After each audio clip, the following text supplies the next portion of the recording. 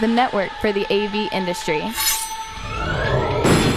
What are you listening to? This This is AV. This is AVNation. This is AVNation. AVWeek. Performing scan. Week. Online. This is AV Week.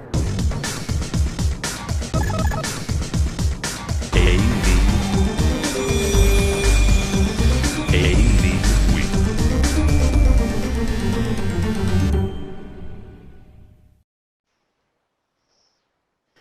And good afternoon, everybody, and welcome to another episode of AV Week, your source for news and information in the audio-video integration world. I'm your host today, George Tucker. Welcome, and thank you for watching us. This week, we have a Virgin crew sent a call out to see if we can get first-timers on the show, and boy, did you guys respond. I had way too many and a long list of people to be on future shows, so thank you very much. We always want your voices on this show, and it's a great thing to have. So, first off, without any delay, we have David Maldow. He is from Let's Do Video. How are you, sir?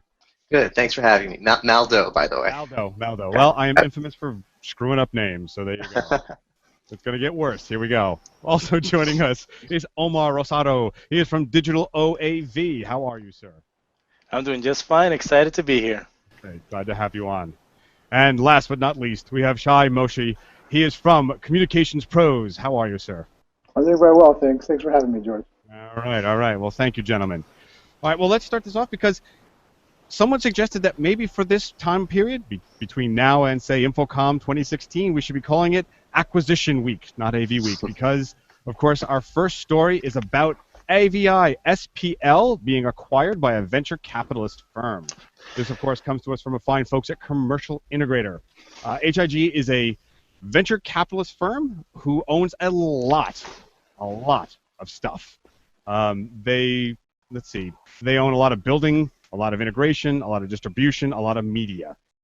So I'm going to start off with you, David. Let's look at this. Do you think this bodes well for, say, the AV business being something that venture capitalists are interested in, or do you see another motive? I have mixed feelings about it. It's not as simple as, for example, the Mitel Polycom deal. I mean, those are two business communications companies. They have the same goals. Is HIG really interested in integration and reselling communications equipment, or are they interested in making money? So if they're happy to let AVI-SPL do its thing, because AVI-SPL knows what they're doing, and make money and collect profits, then I'm happy. But if they do the venture capital thing where they're like, we make a lot of money if you grow, you have to grow, and push AVI-SPL to do things that may not be the right move to grow this year, then bad things can happen. So I'm hoping they'll have a kind of hands-off approach. Yeah, Shai, David mentions that they're worried about the hands-on or, maybe dictating methodologies. Is there a danger here that they move to say, don't sell those kind of boxes, sell these things because there's a higher profit ratio and we like that interest in our world? Well, if they do, it wouldn't be different than what we're seeing in the industry as a whole, right? So the answer to the question is we'll have to wait and see. Unfortunately, I don't have a distinct answer. But is there a risk? There certainly is. I think let's keep in mind AVI-SPL was owned by a large conglomerate prior to this acquisition too. So they're not new to being owned by private equity. And I can tell you that the soon-to-be former private equity firm was much more strict about things like that than I think a lot of people, because they're very, very technology-focused. The former company that owned them was. So, yeah, I think a lot of it will be, hopefully in the hands of AVI-SPL leadership and management in terms of what direction to head, and a little bit of guidance from the board with their new owners, but only time will tell. Yeah, Omar, let's bring you into this conversation. Do you think that I'm having trouble with this? Do you see any other motives as to why one would go from being held from a venture capitalist, becoming owned by themselves, and then going back to a venture capitalist? Why do that? Honestly, that's a good question, and to be frank, I mean, I agree with the other two gentlemen as far as keeping the hands off and let AVI do what they do. but the strategy and the reason why they're going through this particular process and the ownership, that's beyond my expertise to answer properly.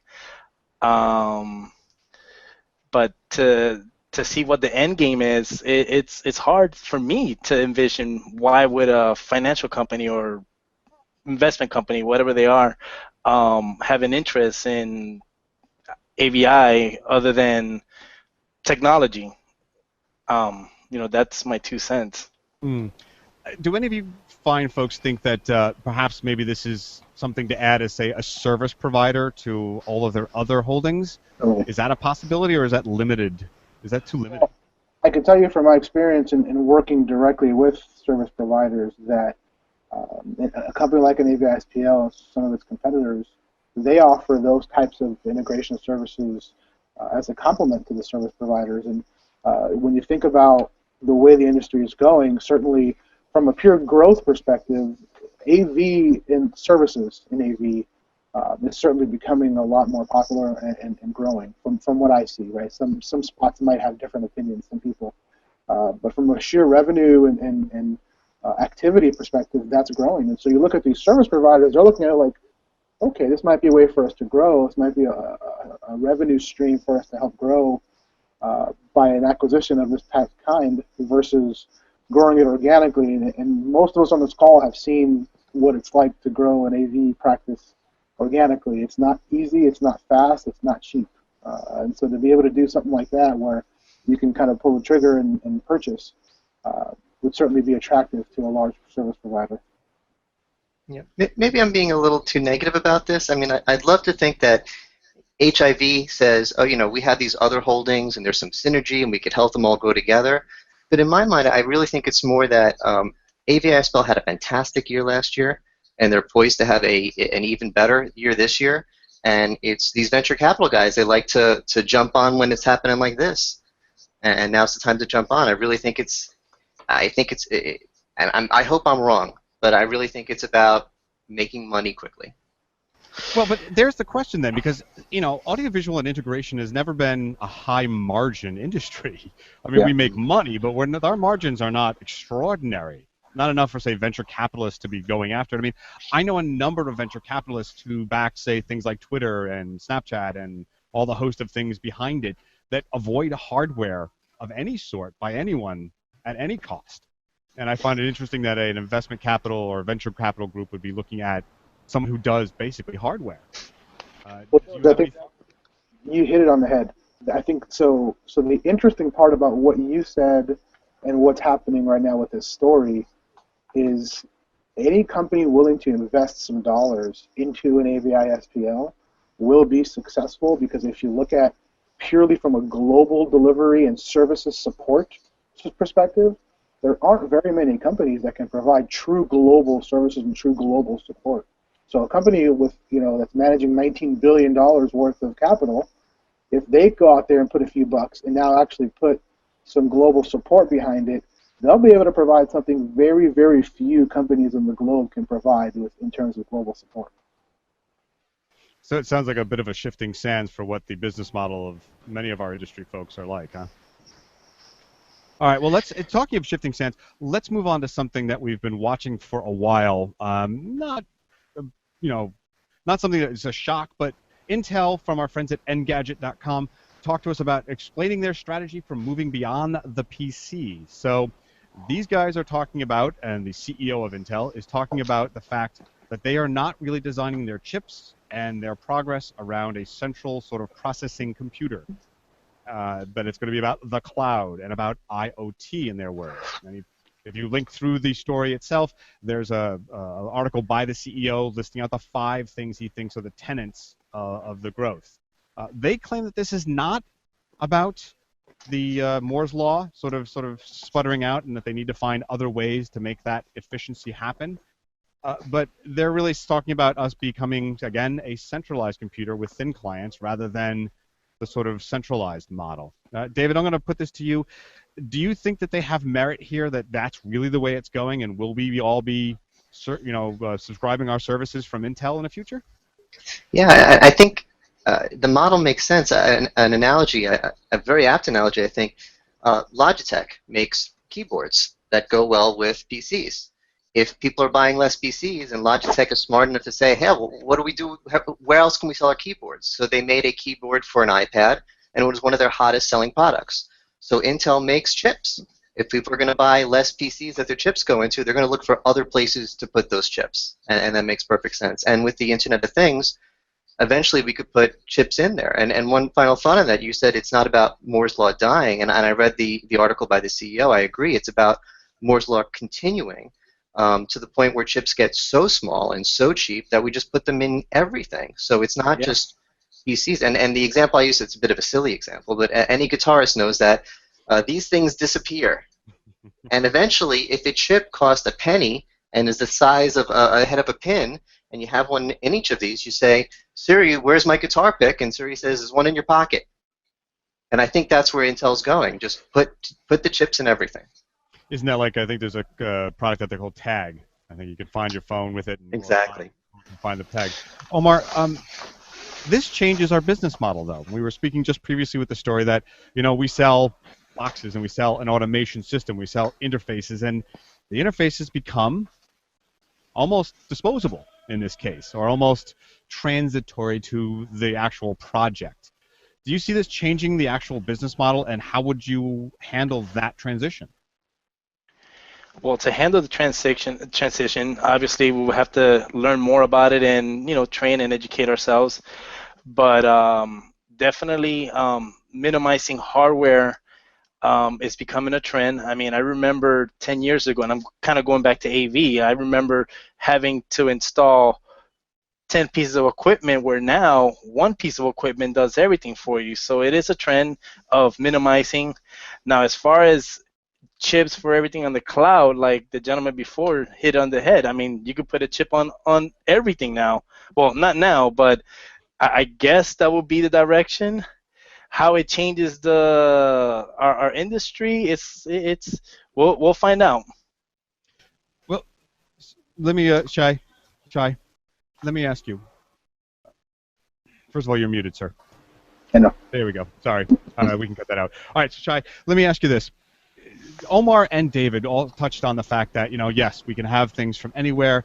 These pieces might just be mesh network and easily swappable.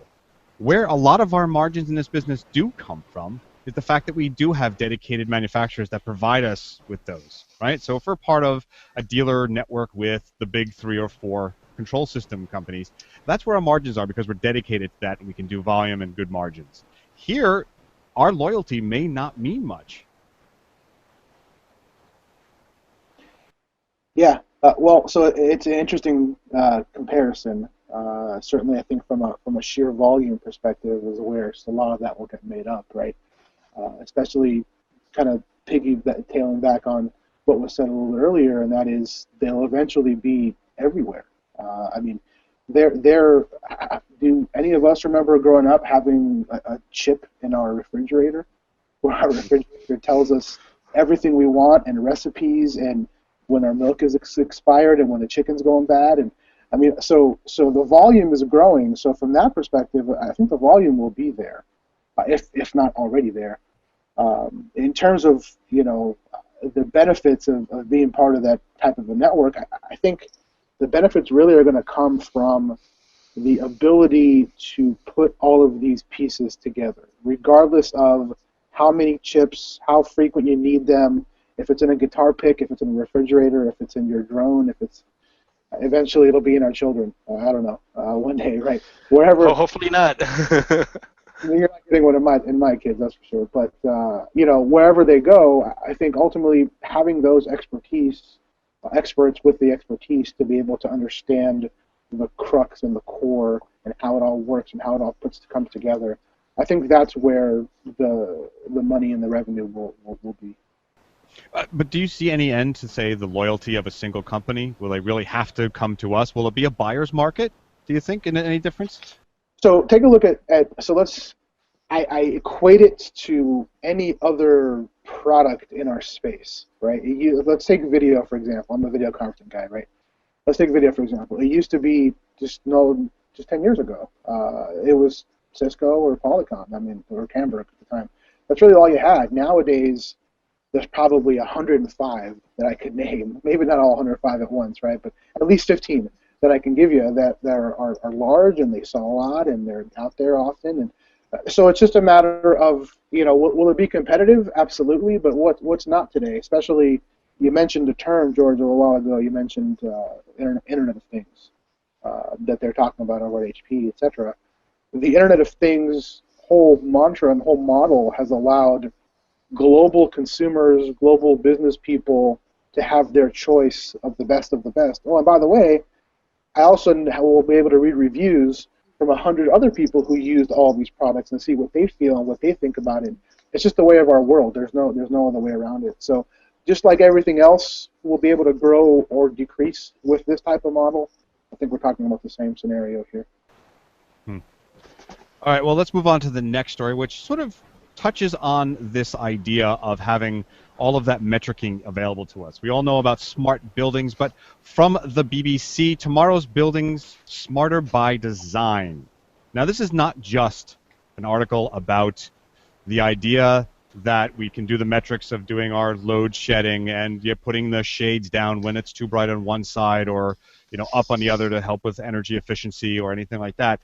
But what it really is talking about is the comfort and emotional, how do I say this, emotional influence the building and its operations has on those who use it, right? It's similar to something, we have a show called The Lightcast, and they interviewed a number of gentlemen from something called the Well Building, in which it takes into your right to light and circadian rhythms and all of these things of like how do night birds who work the overnight shift differ from people who work the daytime and how you affect those things. So this is a project by an architect and by a lighting designer to say, let's see how these people feel and if it can help change the physical way the building feels to them and making the building part of them. Shai, you mentioned that the biohacking, putting the chips and the sensors into somebody, this sort of is one of those bridges that would say, yes, I want that to be there because it will read how I'm feeling and reacting and try to alter it. Do you see that as being part of what we're eventually going to be implementing? I mean, so first of all, this article is fascinating. This whole idea behind what this architect is doing is absolutely fascinating. So to answer your question, I don't know, unfortunately, but I can tell you that the larger issue will be the resistance of the people to put those chips inside of the human body. I think that's ultimately where the issue will come from. But in terms of kind of correlating those two things together, this will allow us, and I say us as the consumers and citizens of the world, will allow us to make things better on a custom basis. Right? There's going to be situations where a large building, if any of you have been into a large city like a New York, a lobby is going to be 1,000 different things. But every floor can be different based on, like you said, how the individuals are feeling, based on those shifts, time of day, graveyard, etc. So I think it's absolutely fascinating. But ultimately, I think before we get to the putting the chips in the people, I think the key card will probably be where it starts, and that key card will somehow tie to you and be able to sort of give at least Active Directory data, if not more, moving forward. So I think before we get into the actual chip placement, that's probably where we'll go first. Yeah, and there's an interesting article in Commercial Integrator about the people at Wetworks, Bodyworks, who have been doing that kind of stuff for a number of years. But that aside, Omar, they talk about the sentiment cocoon, right? That's part of this article in which that's what they're really basing this on. My question to you is, we've dealt enough with our clients. Is this with their sort of, I don't like the lights this way. No, I know you had these presets made for you, but now I feel differently. Is this a boon or a bust for us in saying that we have to then have systems that react to that kind of sentiment cocoon? I don't want to sound negative, but I think it's a bust. I mean, don't get me wrong. I believe that there may be a purpose and maybe somewhere where it fits well. Like I believe the article did mention like for hospitals or lobbies and stuff like that, unless I got articles confused. But I could see where, like, let's say if you're just naturally in a tough environment where you have to wait, you have to hold your child because you're waiting to get taken care of or looked at, and just naturally the light changes to some way somehow make you feel better. I guess that would be a good scenario. But to do it globally, to do it has like everyday type of function. I find that first of all, I find it hard to accomplish, and then also just to do it effectively. All right. Well, that's a fair point. It's a fair point. And to David, I'll put this one to you as well, because do we have to now put as part of, say, our CTS or CEDIA qualifications, circadian rhythms and the well-building attitude? I mean, this becomes a whole nother host of things we have to learn, no? Yeah, I think it's important. I had mixed feelings about this article. On the one hand, I almost feel like this technology it's going to be a little bit after the fact. And the way I understood it, there's panels or an app or something where you put in your mood. So let's say that they learn that there's a certain hallway that bums people out. Well, what can they do? Expand the hallway, knock down the walls? I mean, once it's built, it's built. It's a matter of painting it a brighter color. But I do like the whole thought of designing the buildings, not just for the function of the buildings, but for the people who are going to be in them. When I was a kid, I was a summer intern at a hospital in Manhattan, and it was designed for the patients. And that's great. You know, the patients, bright, well-lit rooms, wide hallways, they feel very comfortable. The patients hopefully are only there for a couple of weeks. The people that work there are there for years. And where they worked was terrible. The lower floors, we called it the dungeon.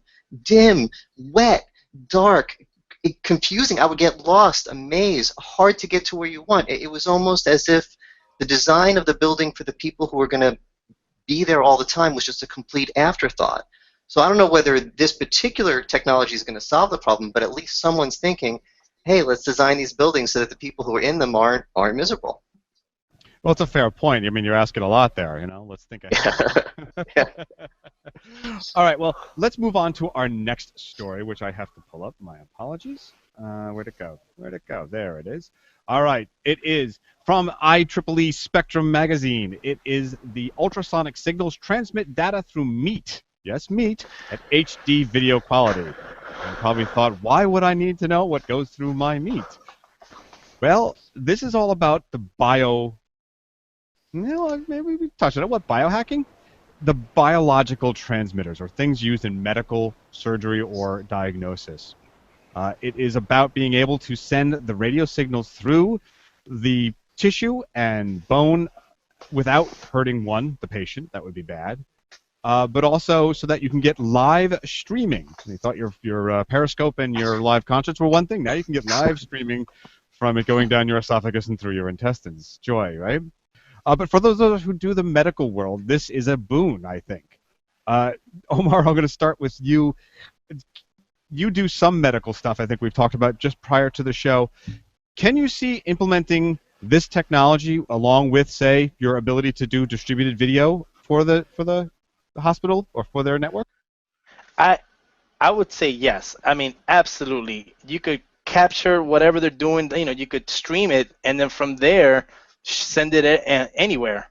But I do want to say, there's a little bit of funny. Like, my first impression when I first just read the title, I was like, well, instead of selling, transmitter and receivers for HDMIs, now I sell them like 2 pieces of steak, and now we have high definition through meat. That was my first impression.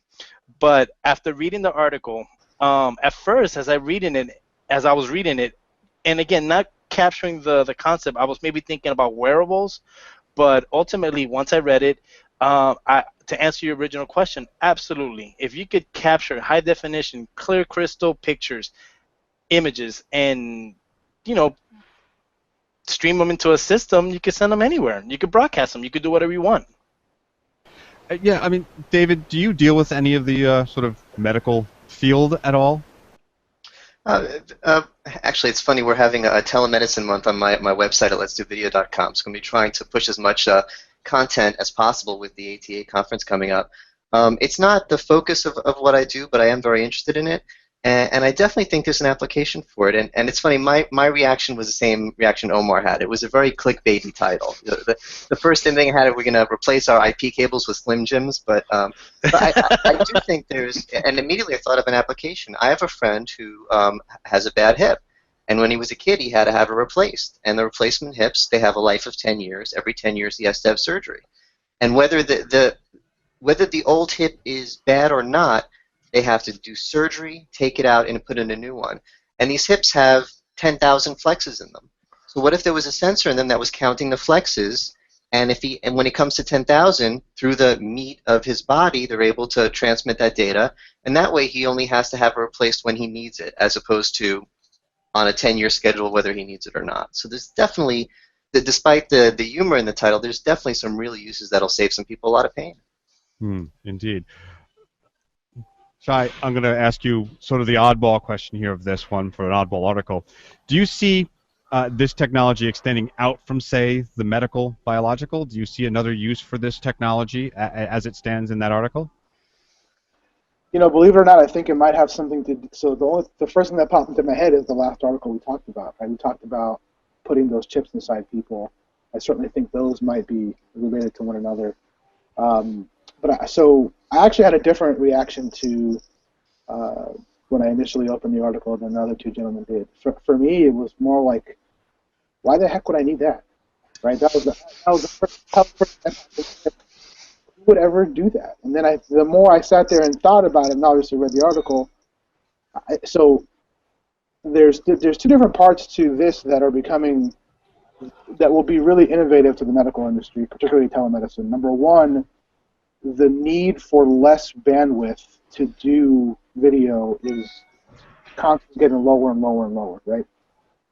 Now the need for more bandwidth is becoming less on the actual ability to get inside a human body or any body for that matter. So those two parts coming together will eventually really be able to reform almost the telemedicine industry and the abilities to get certain things done, which I find fascinating. I also find fascinating that the way that the medical field does this today, it's a very highly dangerous way for the body, right? And if you read the article, it talks about specifics. I'm not too concerned with the details, but the way that it has to penetrate, because our body is what, 80% water, whatever the number is. Something like that, yes. So to get through not only the meat, but then all of the water and the salt within our bodies is really where the difficulty comes into place. And because we have to do that to get into the body, the way that we send out data and signals is very, very dangerous. This can enable us to do more at less of a harmful rate. I think that'll be the most staggering part about the technology. Very cool. Yeah, no, it's very good points, and it's a very interesting technology beyond its sort of bio creepy factor that they were sort of pushing. But all right, well, gentlemen, we have reached our limit of the show, and it's more stories to cover, and I would love to get your opinions. You guys have been fascinating. We'll definitely want to have you guys on again. So I want to thank you guys for being on. First off, David, tell them where they can find out more about you and Let's Do Video. Sure, you can check us out at letsdovideo.com. We're a vendor-neutral site covering business communications, team productivity, obviously a focus on video. Please check us out and sign up. We have a free newsletter in case you miss anything. Thanks so much. And Omar, where can they find out more about you and Digital OAV? Well, you can follow us on Instagram and Twitter at Digital OAV. The website is www.digitaloav.com. We're a small business to support small businesses, and but we do gigantic projects, and we're very proud, and we're here to serve. Very cool. Thank you for being on. And Shai, thank you very much for being on. Where can they find out more about you and your company? Sure. Yeah. Well, me personally, you can always find me on LinkedIn. You got my first name and last name. The website is communicationspros.com. You can also email me directly at Shai, S-H-A-I, at communicationspros.com. In case you don't know what we do, we are a video, UC, collaboration, and AV consultancy. We don't sell hardware, we don't sell software, strictly professional services and engineering resources. Very cool. Thank you very much. And also, most importantly, thank you for watching. This has been a production of AVNation. You can find shows like this and more. There's a AVWeek coming up very shortly on next Tuesday. We have shows on live staging, on education technology, on Pico projection, and many, many more. You can find all that at AVNation TV. And while you're there, please click on our underwriters page. These are the people who help make these shows possible. It'll be great. Go along and give them a thanks here and there. We really would appreciate it. I'm sure they would too. So, for all of my panelists and the people at AVNation, I want to thank you very much for watching, and we will speak again very soon. The network for the AV industry. What are you listening to? This This is AV. This This is AVNation. Nation. This is AV Nation.